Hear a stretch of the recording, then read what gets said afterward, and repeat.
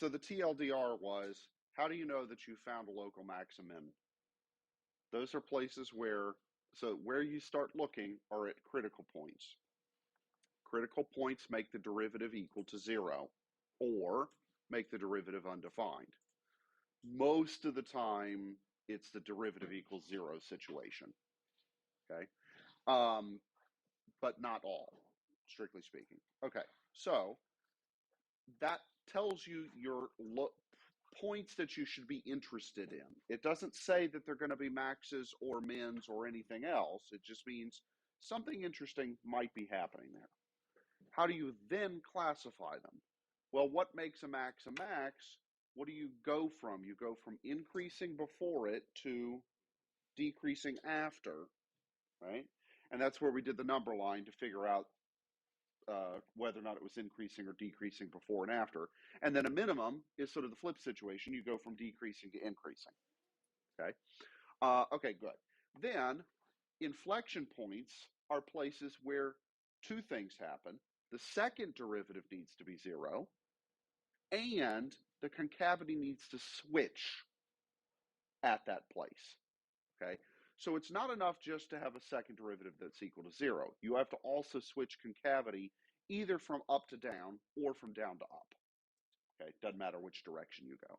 And concavity, roughly speaking, you can think of as being like, is the shape sort of more smiley face or more frowny face at that location, okay?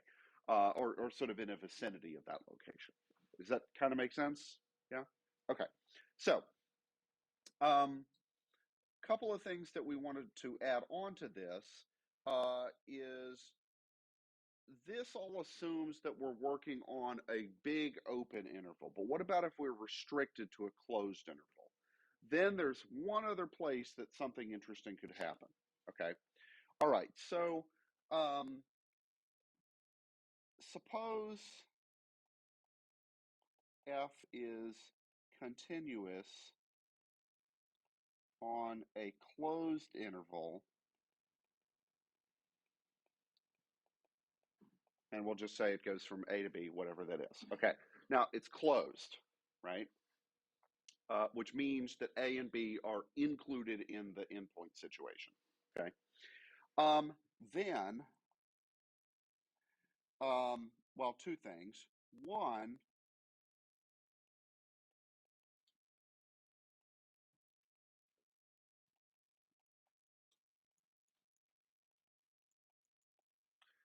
as a preview of coming attractions for those of you who go on to take more math, is anybody considering a math major, by the way, in the group? Yeah, okay.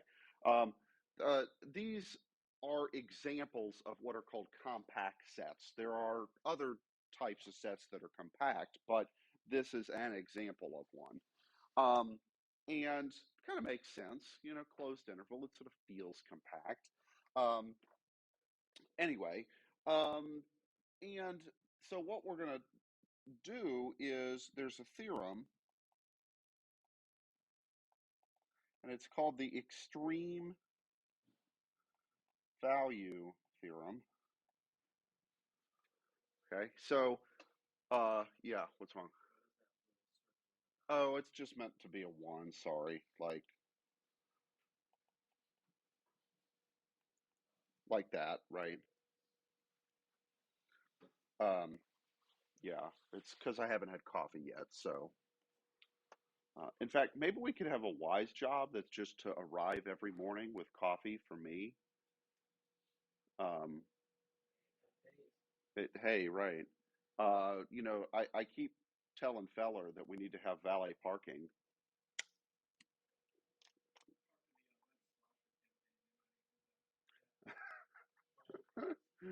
Oh, goodness. There was all kinds of stuff on Yik Yak about that yesterday, and I was just like, yeah, whatever. I like how carryout Crawfordsville has become, you know, uh, yeah. Well, that, but also like everybody's like, we want free handouts of money. And it's so funny because a nominally conservative student body has discovered socialism. And It's really remarkable. So, yeah. Okay. All right. So the extreme value theorem says under those situations, so f is continuous on a closed interval, then f achieves a maximum, and I'm going to say global maximum, and a global minimum somewhere on AB. Okay, so that means that there's some point where on that interval the function is the absolute biggest it could be, and another point that it's the absolute smallest it could be on that interval. You change the interval and the values might change because you've expanded your range of available x's. Okay, now this, let's think about this in the context of two other theorems that we've discussed. Okay, the intermediate value theorem and what was the other one? The mean value theorem. Okay, the extreme value theorem is kind of like those in the sense that all they said is they were what we call existence theorems. They say there is a place where something happens. Okay, and what the something was different for intermediate value theorem, mean value theorem, and now extreme value theorem. Okay, that's why the three theorems. But they all said there is a point somewhere where something happens. Did they say anything about how to actually find said points? No, of course not. That would be too easy. Okay, but they're just existence theorems. So say something exists. You going out and finding it is a whole other matter. Okay, and the same thing is true here with the extreme value theorem. Okay, so how to find,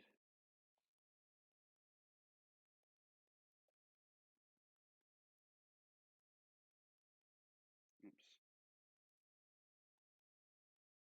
how do we find these maxes and mins? Okay, um, so I'm going to say something, and at first it's going to seem both so obvious that it's stupid, but then we'll see that actually that it's a good way to think about it.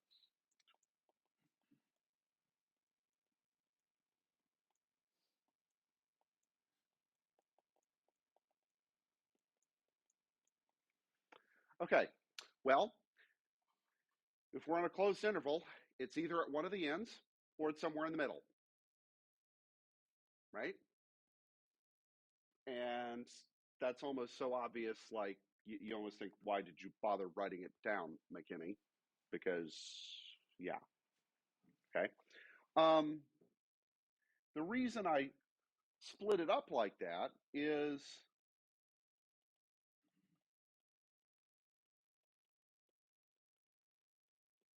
what you do with endpoints versus the stuff on the insides is different. Okay, so it is not an earth-shattering discovery to say, okay, if we're dealing with a closed interval, the interesting thing either happens on the middle or on the ends. Well, no shit, right? Okay, but how we determine what's going on is different for the ends versus the stuff in the middle. Okay, the two endpoints, well, they're endpoints, so we can't talk about the derivative at them. That doesn't make sense. But we could just plug those two values, there's only two of them, we could plug them into the function and just see what we get, right? Okay, and then the other place that interesting things could happen is on the inside. And what do we do on the inside?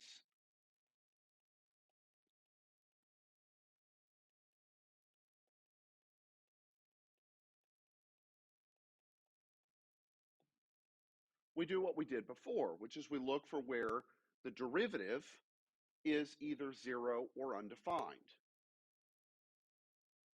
Okay, so we'll take our derivative, we'll set it equal to zero, we'll go through a bunch of rigmarole, okay, and then uh, both of these two places, the endpoints and the middle, will give us basically a list of candidate points. So I suppose the fact that there's a student body election is fitting, right? They'll give us a list of candidate points, and then we'll look at all of those and say, well, who has the biggest y value?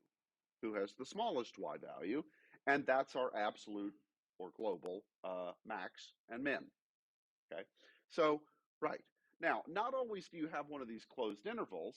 And if you don't have the closed intervals, well, then there's no endpoints to check, and that's the end of it. Okay. So the extreme value theorem says if we do have a closed interval, then the absolute biggest that you can find is findable. Okay, and similarly for the absolute min.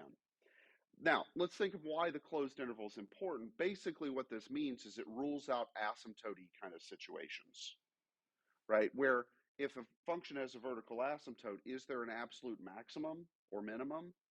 No, because it just keeps going either up or down, right? But if we've ruled out asymptote kind of situations, then we will hit some max and some min. Where are they going to be? Well, not sure exactly, but they're either at the endpoints or somewhere in the middle. Okay, so does that make sense? Now, then where this is going to get fun is we'll basically throw story problems on top of this, and that's optimization, right? Which, of course, is the most exciting thing ever. Yeah, well, get over it. Okay, so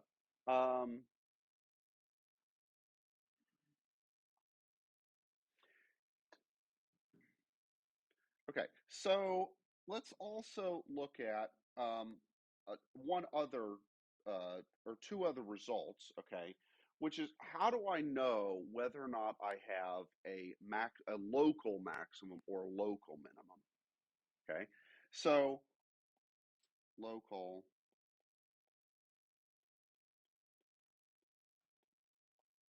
Okay, so this is something that we started doing last time. Well, there are two methods for determining.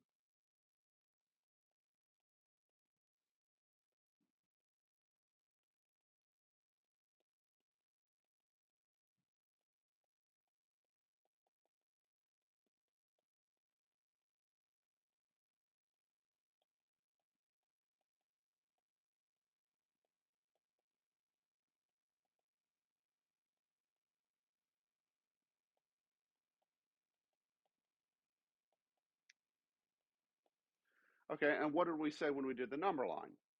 If you switch from increasing to decreasing, what did you just go through? Local maximum. And if you went from decreasing to increasing, you just went through a local min. Okay. Okay. So this is called the first derivative test when you do that. Okay. That makes sense because we're using the first derivative. But there is another option. Okay. And you don't have to necessarily do both of these, but from experience, you'll notice that sometimes it's easier to do the first derivative test, and other times it'll be easier to do the one I'm about to write down, which is not shockingly called the second derivative test. I know, right?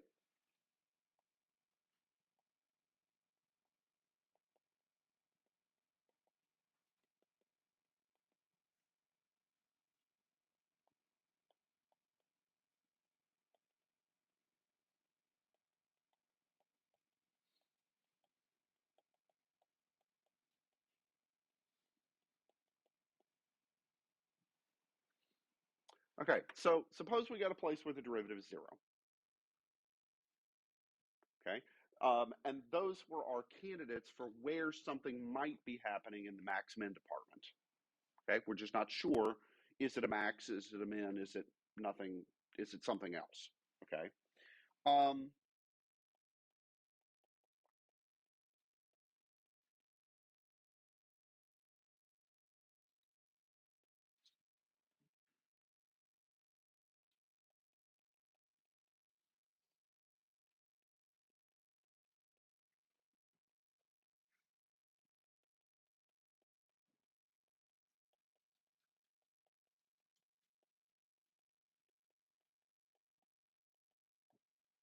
okay. Now let's state this, and then you're going to say, "Wait a minute, Dr. McKinney, that looks backwards," and you're right. It looks backwards, but it's not. Okay.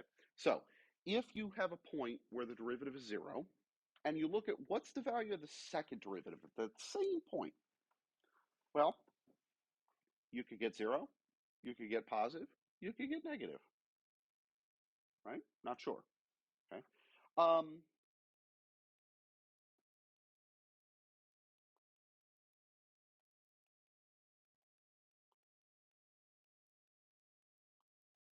If you get 0, the test is inconclusive, and what you probably have is an inflection point, okay? But you need to do extra work to figure that out. But if the second derivative is negative, that means that the function looks kind of like a frowny face. Well, a frowny face has a maximum, right? Similarly, if the second derivative is negative, positive, that looks like a smiley face, and smiley faces have minimum points. Okay, does that make sense? So it looks backwards because you would expect positive to go with maximum, but it doesn't. It's actually backwards. Okay, does that make sense? So what this means is that for the example that we worked last time where we found the max and min points, we could have not done the number line thing and instead just looked at the value of the second derivative at those points. Okay, so this begs the question, when should you choose to use the first derivative test versus the second derivative test? Well, if the function has a really nasty first derivative in terms of the algebra, it's probably going to have an ultra nasty second derivative, right? So in that case, probably doing the first derivative test is going to be easier because not 100%, but typically functions get nastier when you take derivatives, as you've noticed, right? They don't get cleaner. Okay, but let's just say that you got lucky and the second derivative was actually pretty easy to find. Then I would maybe use the second derivative test. Okay, what are examples where the function actually does get nicer the more derivatives you take? Most of the time this doesn't happen, but sometimes it does. Polynomials, right? Because what happens every time you take a derivative of a polynomial? The degree drops. And the smaller the degree, the easier the polynomials are to deal with in terms of setting them equal to 0, solving, factoring, plugging in, doing arithmetic, all of that stuff, right? Okay, so point being, if you've got a polynomial, I probably would do the second derivative test. Okay, just because one lower in the degree is helpful. If it's anything else, I just deal with it on a case-by-case basis. I'd look at the function, I'd look at whatever its derivative is, because you have to find the derivative, and say, does it look like it's going to be horrible to do one more derivative, or is it going to be not too bad? And just, like I said, that's going to be a case-by-case thing. Okay. All right, does that kind of make sense? Yeah? Okay, so what this gives us now, the extreme value theorem along with the first and second derivative tests, is it allows us to figure out points that are local maxes and local mins. Okay, they all go into a big election. Okay, if I'm on a closed interval and I want to know what the absolute biggest I get is, well, it's going to be either an endpoint or a place that's a local max. And then I just have to look at the y values and see who's the biggest. That's it.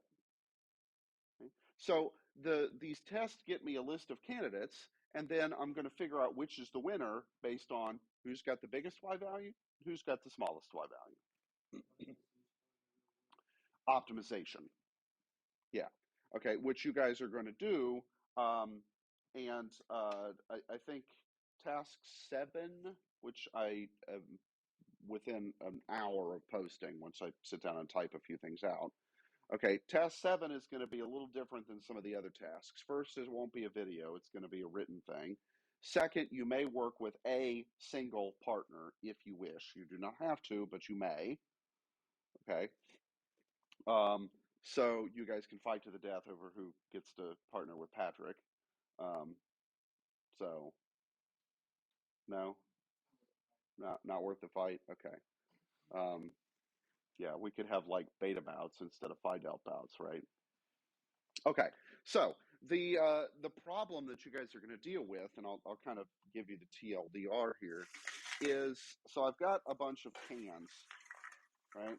So here's a couple of drink cans, and I've also got this guy, right? You know, perfectly good shape, size, right? which one of these is more optimal in terms of the cost of the aluminum versus the volume of the contents? No idea, right? Well, guess what task 7 is to figure out? Basically that, right? So if I want to have a container that holds a specific volume, and I know that the cost of the aluminum that goes around the sides is something, and the cost that's for the top and the bottom parts is something else, and it should not shock you guys that the cost for the aluminum at the top and the bottom is more than for around the sides per unit area, right? Because the top and bottom are more complicated, right? Okay, so given that, what is the optimal shape of a can to hold that volume? Okay, uh, and so you'll do some calculus and figure out what the optimal shape is. But then I've got several different types of cans. Well, could we measure these and say, okay, let's assume that the people who made these made them optimally? If so, what's the relative cost between the tops and the sides for actual aluminum that's used in the drink industry? Okay, so there's going to be 4 types of cans to analyze. 3 of them are right here, and the 4th one I've got. I ran into a few people at the brew yesterday that were getting the bangs, and I said, when you guys are done drinking those, can you bring the empty cans to me so that I can give them to you guys for a project? Yeah, it'll be fun. Yeah. But yes, so what is this used for? It's used for optimization, right? Because it tells us how do we look for uh, the optimal points? Where are we going to find them? The stupid answer is either at the endpoints or in the middle, but the details are the stuff in the middle you use calculus, the things on the ends you use algebra, because you can't do calculus at endpoints. Okay, so does that kind of make sense? Okay, so let's start looking at some optimization problems, okay? And we'll start with some really, really simple ones, okay? And then they'll start to get more exotic, building up to optimizing can shapes, for example, okay? Okay, any questions up until here? Let's take a quick breather.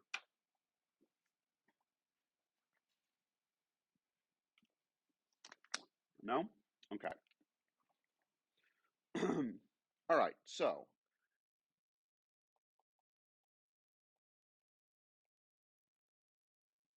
well,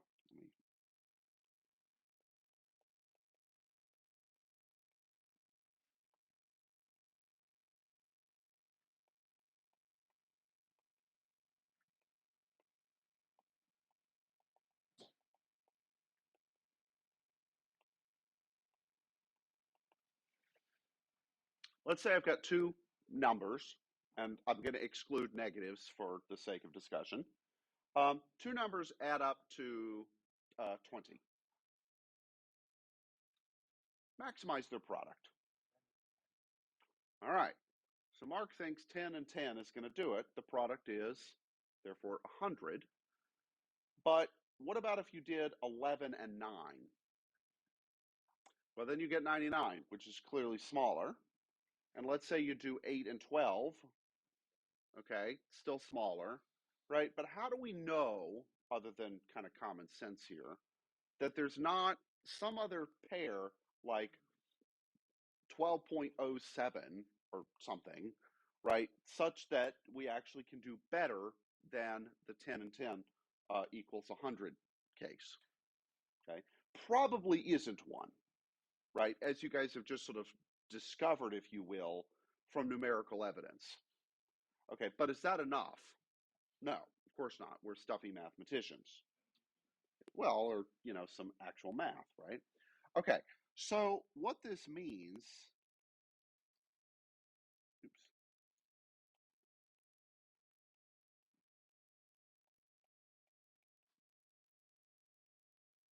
is that we need to have 2 numbers, let's call them A and B, and both are non-negative, so they've got to be 0 and up. That means, by the way, so let me actually write one thing, or rewrite this a little bit.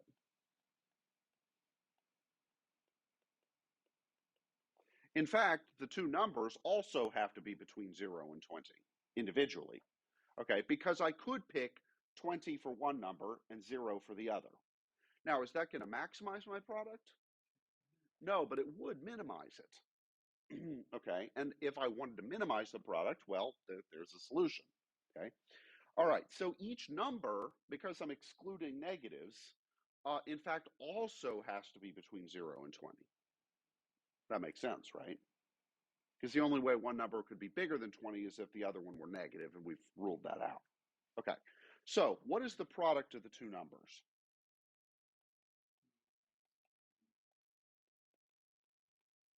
Okay, and I'm going to call this a function P of AB, P for product. Okay, this function is what we call the objective function. Okay, and all of these things are what we call constraints. Okay, so optimization is usually comes in the constrained variety. Okay, so for example, in the problem that you guys will do about the can, the constraint is going to be how much volume the can has to contain, right? So if I want a 12-ounce soda can, well, it had better contain 12 ounces, right? If you give, like if I told you, go build me a can that has the optimal cost, and you come back with something that holds 4 ounces, and I'm trying to sell 12-ounce sodas, well, then you're fired. Okay. So there's almost always going to be some constraint or possible multiple constraints. And in our case, the constraints are that the numbers have to add up to 20 and that each number individually has to be between 0 and 20. Okay. And then the objective function is the thing that we want to make as big or as small, depends on the situation, as possible. Okay. So in this case, we want to optimize for the biggest, right? We want to make the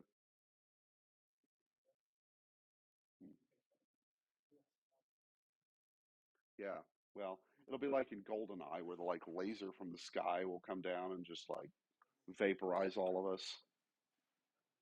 Um, yeah, well, it's kind of like if you see the Flash, right? You're probably dead, right? If you see the Flash and then the Flash subsides, well, at least you're not close enough to have gotten vaporized, but you're going to have a very bad day from then on.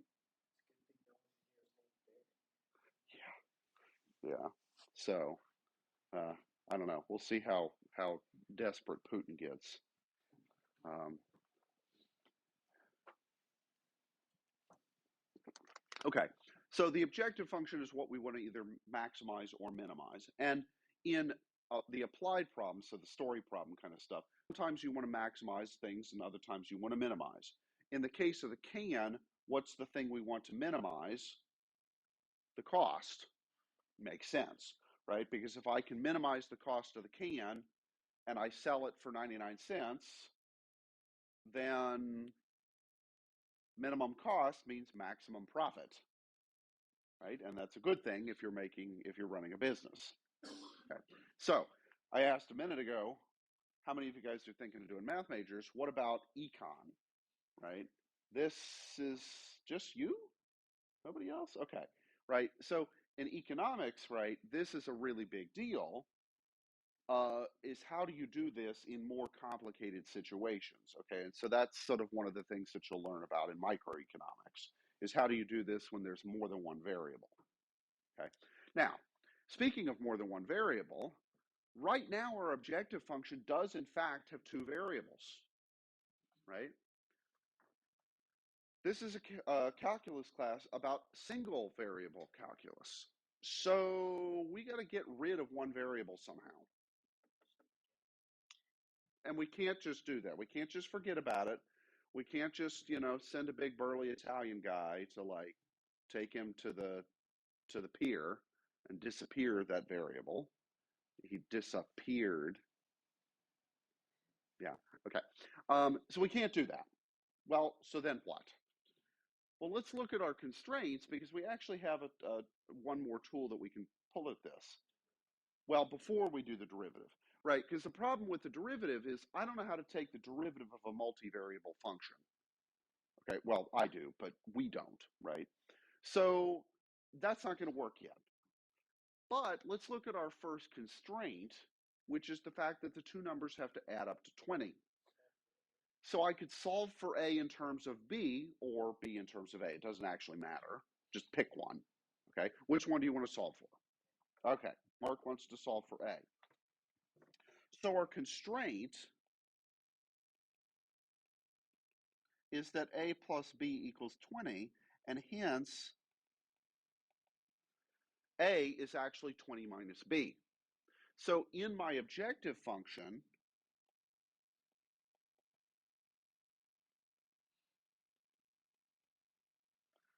I can actually replace the A with the quantity 20 minus B. Well, that's Gucci, because now I only have a single variable objective function, which now means we can start throwing calculus at it. Yes. Okay. So Mark's suggestion is to distribute, and that is in fact a great idea. Okay, because it will make the next step a little easier. Namely, this is calculus, right? So what do we want to do to this function? Take a derivative, see what we get. Okay, so we get 20 minus 2b.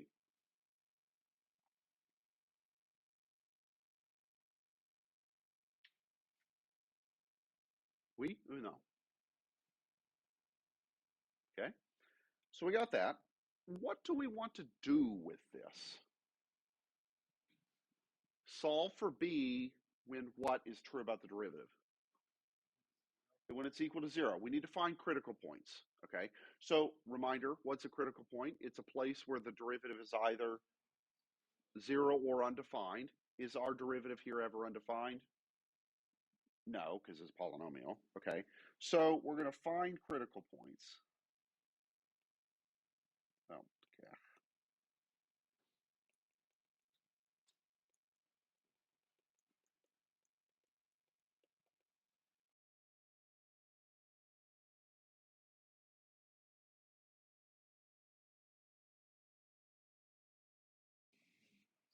No, I think the the battery is, they're running low on juice, so that's okay. We only got a little bit of time left. All right, so we need to find the critical points. So we need to solve when is p prime,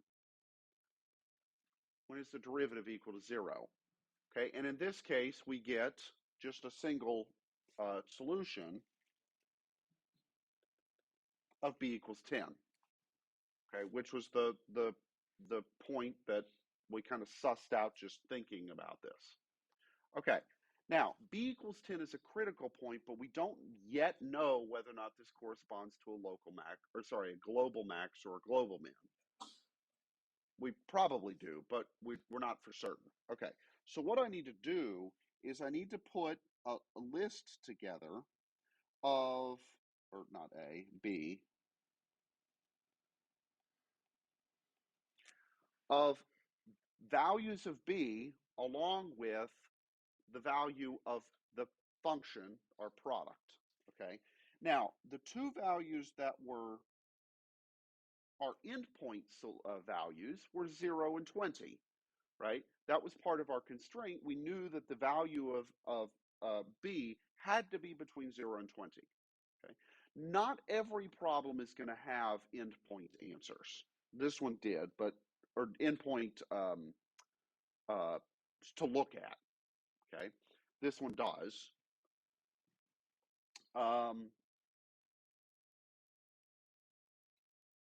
Okay, and then we also had our critical point that was at 10.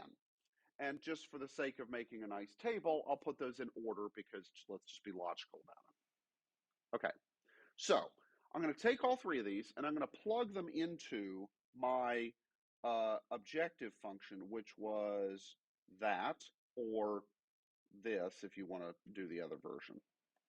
Okay, all right. What do I get if I plug either 0 or 20 into that? I get 0. Okay, what do I get if I plug 10 into that? 100. Okay, so that means that the 10 being one of the numbers achieves a product of 100, and that's the maximum because it's the biggest one we got. Okay, and 0 or 20 achieve a product of 0, which is the minimum that we're going to get. Okay, now does it make sense realistically that of course 0 is the minimum product? Yeah, because I was multiplying two not negative things, right? So how could I get a negative product? You can't. I'd have to multiply imaginaries for that to happen. Okay, or one positive, one negative, but we don't have that situation. Uh, okay, and then the maximum. How do we know it's the maximum? Well, when we started this, and I just stated the problem, it made sense that 10 and 10 was probably going to do it. Okay, but now we have concluded, actually, with the calculus that yes, in fact, b equals 10 does the job.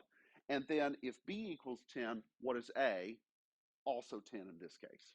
Okay, so 10 and 10 being our numbers, so a equals 10, b equals 10, yields a maximum product of 100.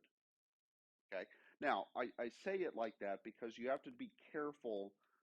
Sometimes the questions could say what numbers maximize the product, in which case the answer is 10 and 10. If the question is what is the maximum product, what is that? 100. Okay, so be careful to make sure you answer the question that's actually asked. Okay, does that make sense? Okay, so let's take a variation on this one. Any questions thus far? Isn't this fun? Yeah? I have a strange definition of fun, I realize. Right? Okay.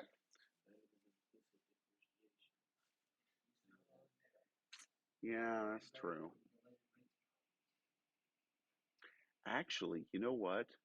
This would be diabolical if I could come up with like a related rates and optimization like hybrid. Yeah, this would be awesome. Right? Okay. All right. So let's look at another one. Are we cool for me to move to the next slide? Yeah. Okay. All right. So let's suppose that I want to build a fence.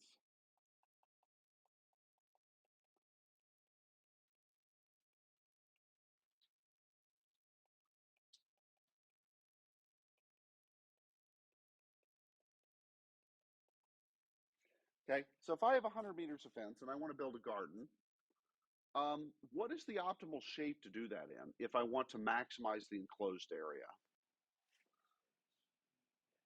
It's actually a circle. Okay.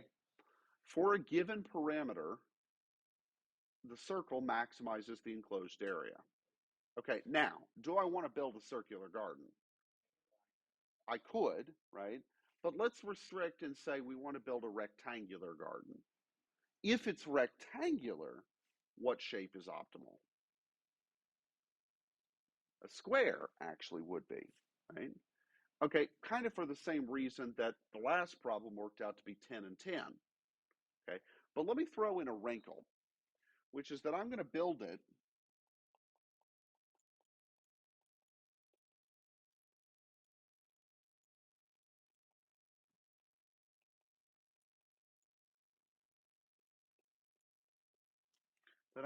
along the side of the barn, which means I only have to fence in 3 of the 4 sides because I can use the wall of the barn as my 4th side. Okay, now what?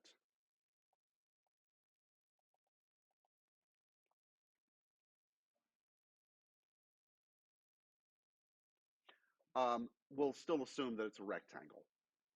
Okay, we just don't know what the dimensions of the rectangle are. It could be a square, it could be like 2 to 1, or something else. We don't know, right?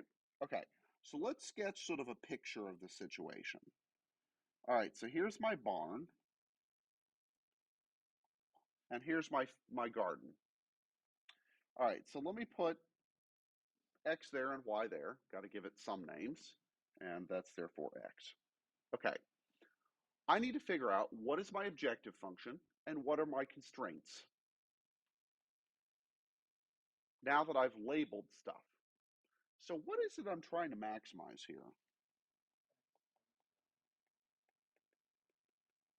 The area, right? Which is x times y.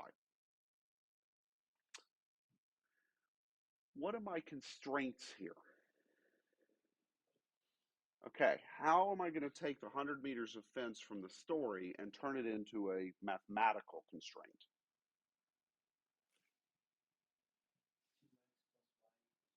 Okay, what's 2x plus y? Yeah,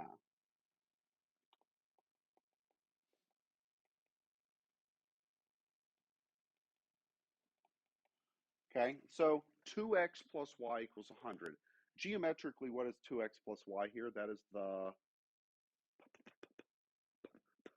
perimeter, right? Wait, okay. And why isn't it 2x plus 2y? Because of the side of the barn, right? I don't have to fence that fourth side. If I did have to fence all four sides, then I should take that into account. Okay, but I don't have to. Okay. Are there any other constraints here?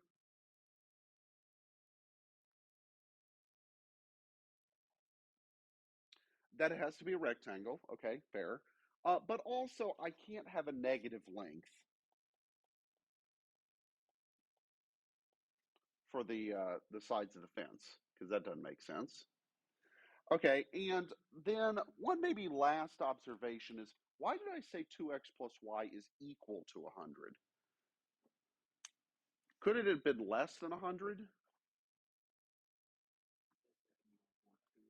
Well, okay, how much fence do I have? Does it make sense that I'm not going to maximize the area if I don't use all of the fence available to me?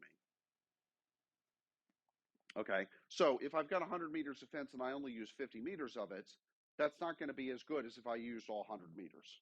Okay, so here it's reasonable to say that's equal to 100 because I'm not a complete moron. Um, well, I guess like the last one was an example, right, where we had that the two numbers could be well. Okay, so the constraint probably no, but the inequality that's go with it on in terms of each individual variable maybe, right? Okay, so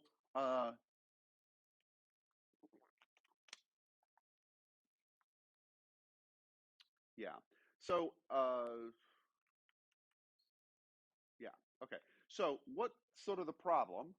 My objective function, excuse me, is multivariable. What did we do in the last problem to deal with that? We solved our constraint to eliminate one of the variables. Okay, so in the equation 2x plus y, which one do you want to eliminate? I would rather eliminate y because then I'll have to divide by 2. Right, so could I solve for y? Yeah, okay. I could also solve for x, but that would require division. Okay, I'm lazy. So let's solve my constraint for y in terms of x.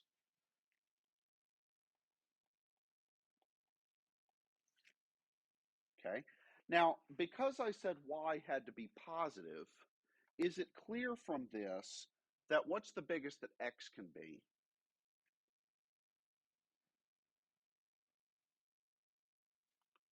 50, right? Why 50? Because when it's 100 minus 2x equals 0, when x equals 50. So that would be if I built 50 meters of fence out from the barn and came right back. How much area do I enclose? 0. That's not a very good garden, but I mean, it is a fence, right? Okay, so this tells me that the x's have to actually be between 0 and 50. Okay, and then similarly, what does that mean y has to be? Same thing, except it actually can be 0 to 100 because there's only one Y part of the fence. There's not two. Because I could build 100 meters of fence and just lay it right up against the barn. Is that a very good solution? If I'm trying to minimize, it is, but it's not going to be a very good garden. Okay, so now that I have my objective solved, I'm going to take this and plug it into my, my constraint solve. I'll plug it in my objective. Okay, and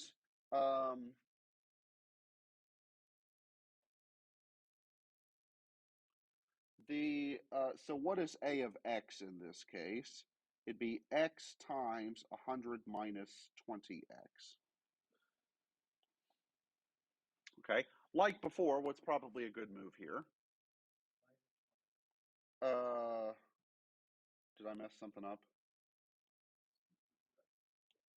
Oh, I'm sorry, guys. Yeah, okay. So this was supposed to be 2x, and then this would be 2x. Okay, there we go. Sorry. Okay, good. So like the previous ones, it's probably a good move at this stage. Let's distribute it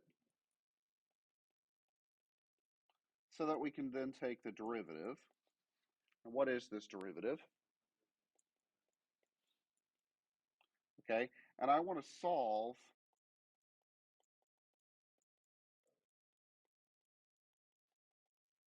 for critical points. Okay, and if I do so, then what do I get? I get x is 25. Okay, that's my only critical point. There was just one in this case. So like before, let's look at our range of x's. What was the minimum x could be? 0. What was the maximum it could be? 50. And we have 25 as a critical point. Okay, in both this and the previous example, there were 3 of these sort of candidate numbers to deal with. There could be anywhere from 2 to infinity of them. Okay, so that list could be bigger. Yeah. Okay, so if I make x equal to 0 or 50, those enclose 0 area. Okay, because I basically have just built a fence to nowhere, right? What about if x is 25? What is my area? Well, it'd be whatever, maybe an easier way to think of this is if x is 25, what's y? 50, and so it's whatever 25 times 50 is, which I'll just write 25 times 50 for sake of demonstration. Okay, so in this case, was the optimal shape a square? No, it was a rectangle that was a sort of 2-by-1 ratio. Okay, and that makes sense because I was only fencing 3 out of the 4 sides. Okay, now if we had gone into this sort of naively, what would have been maybe a naive solution to this? If I said I've got 100 meters of fence, well, let me come out 33 and a third, go across 33 and a third, and come back 33 and a third. Okay, so that it would be a square. Well, what's 33 and a third times 33 and a third? Way less than 25 times 50. Okay, so that solution might have made sense in terms of, I don't know, just like thinking instantly what might be a solution, but it's not actually going to do the job here. Okay, does that make sense? Okay, so we'll do a bunch more of this stuff on Friday, and that's what I'm going to do is put you guys to work. So be ready to be at the chalkboards on Friday because we're going to do a lot more of these. All right, see you guys later.